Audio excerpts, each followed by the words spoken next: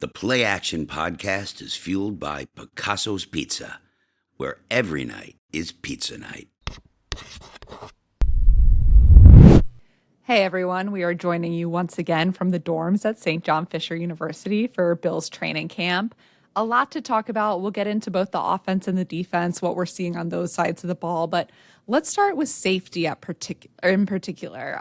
Mark, we'll start with the latest news. Cole Bishop, as of today, as we record this Thursday, is week to week with a shoulder injury.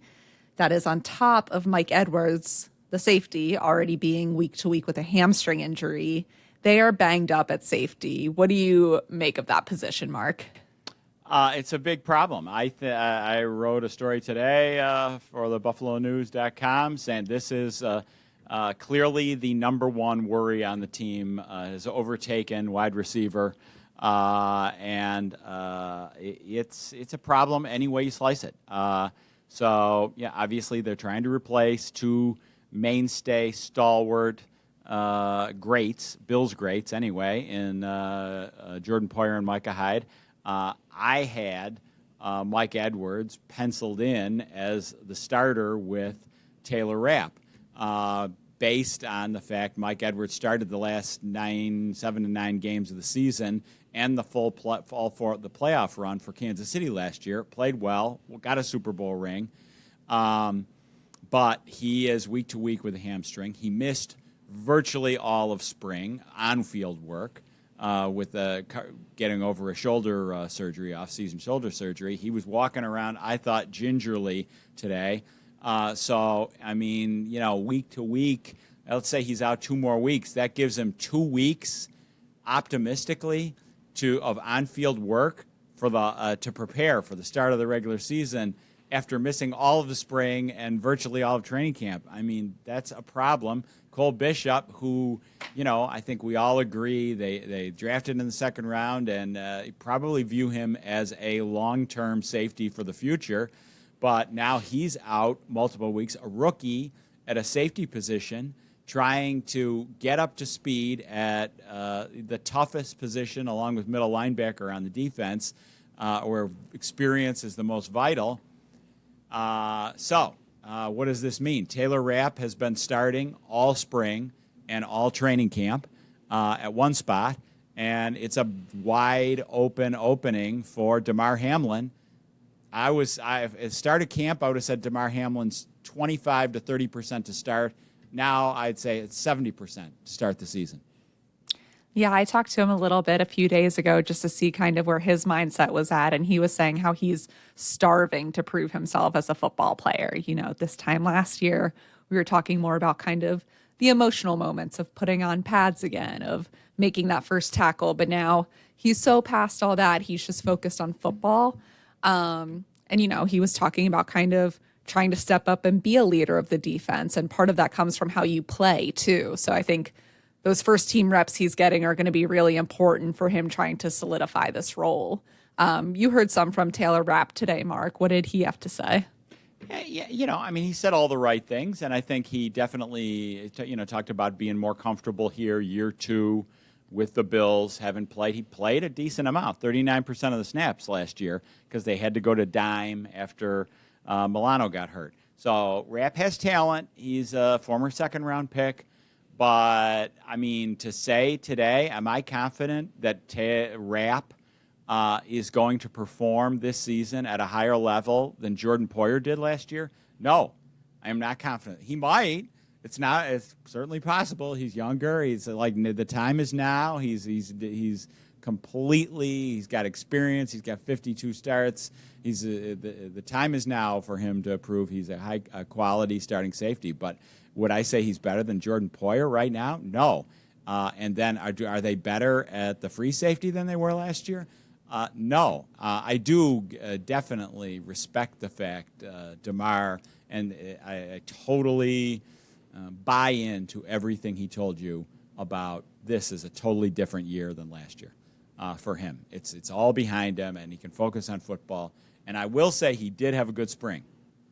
And he made another play today. He broke up a pass down the seam. So he's, but is he going to be a sure tackler and an upgrade asset? I don't know. That's why it's a worry. We've watched 7 Bills training camp practices here at Pittsford at St. John Fisher University. And now let's give the fans some glimpses of players we think who have flashed good things or bad, starting with the defense. One guy who I think has just been rock solid at defensive end is A.J. Epenesa. Katherine, I saw you talking to him after practice today. Let's start with him. Yeah, I caught up with AJ after today's practice just kind of to see where he's at, what he's been working on. And he said his goal is to be a starter on this team. He thinks it's achievable. That's what he's working towards. We talked some about kind of what he worked on this offseason. And he said he didn't necessarily try to add any moves to his repertoire. He more is just trying to be the football player he is and just make the opponent beat him. So, he's trying to get more consistent. Talked to a couple other players and coaches about him, and they've seen some growth in that area too. So, Mark, what have you seen out of him this training camp? Yeah, I think both defensive ends have been really good against the run, Epenesa and Greg Rousseau. They're stout. They're disciplined. They don't. They stay home. And, I think Epenesa has, looked pretty springy a little bit, in the pass rush. So that's going to be key. Obviously, the goal has to be to limit Von Miller's or, spare Von Miller from playing too many snaps. Let me phrase it that way. So that means a lot of first downs. I agree. It makes perfect sense. A.J. Epenesa out there and let Von, play some first and seconds, but focus on pass rushing situations. I think so. I think Epenesa is a real key piece of this defense. And, I also think all the first-team defensive line has looked good in general. I think Ed Oliver has been really tough to block through almost every single day.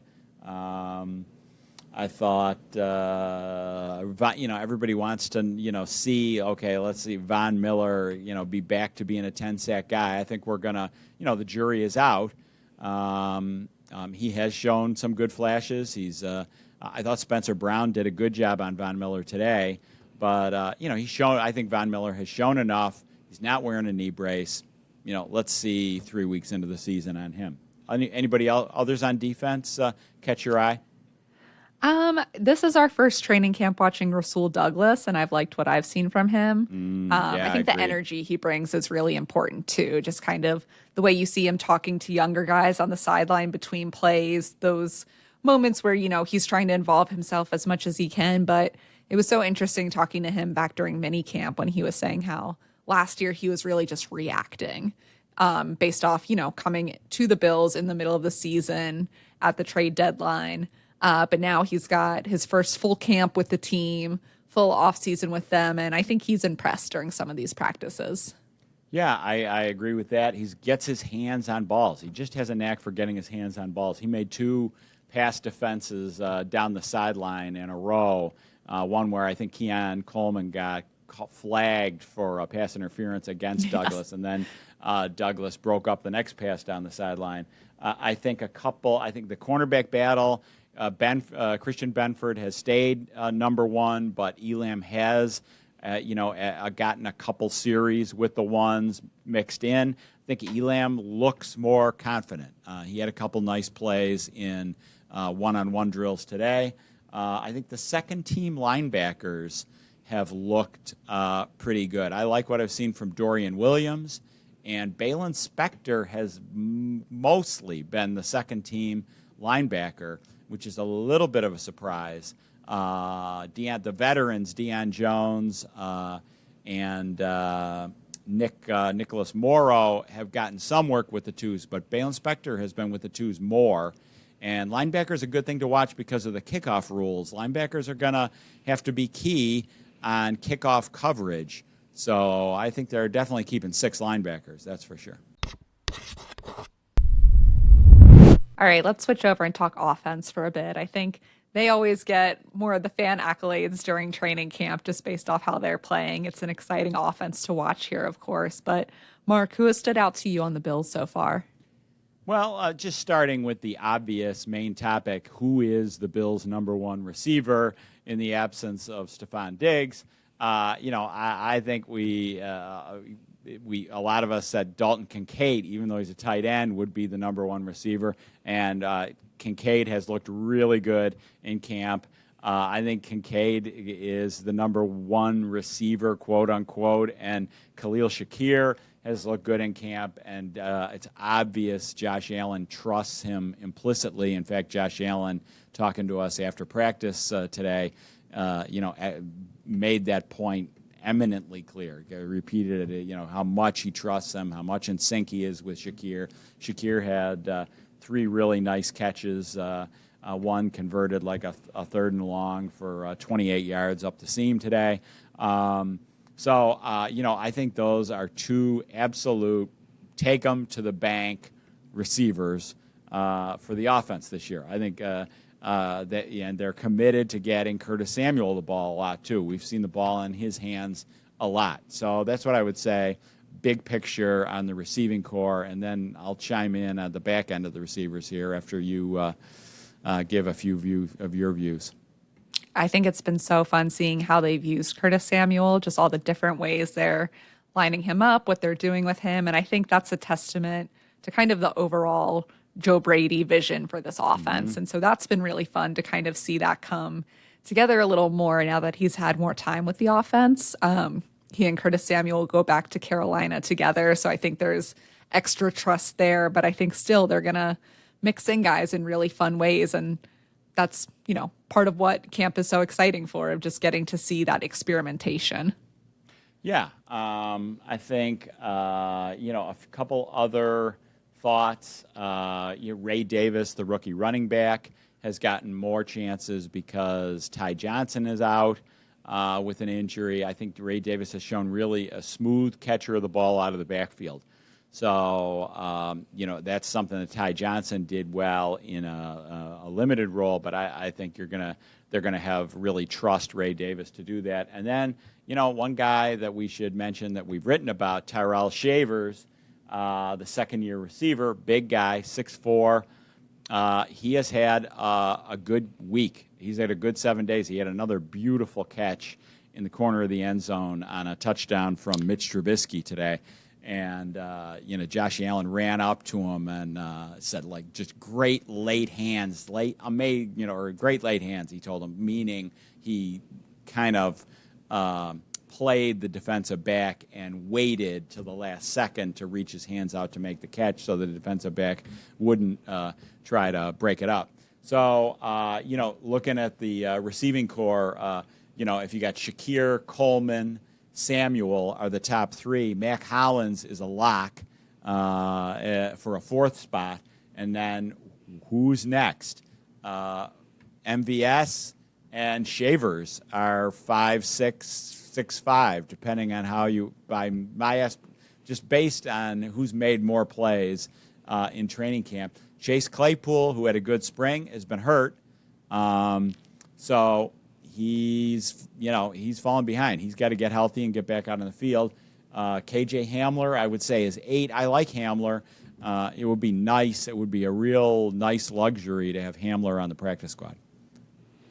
Yeah, I think it's been so interesting, again, just seeing what they're doing at receiver. You touched a little bit on running back. That competition for second back has changed a bit with Ty Johnson being out, but there's still, week to week with a hamstring. I think he avoided what we thought might have been a worse injury at first, just kind of based off the reaction. So glad that it was hamstring and not anything more serious, of course. All right, so that's our impressions on offense and defense after 7 full days of practices here in Pittsford.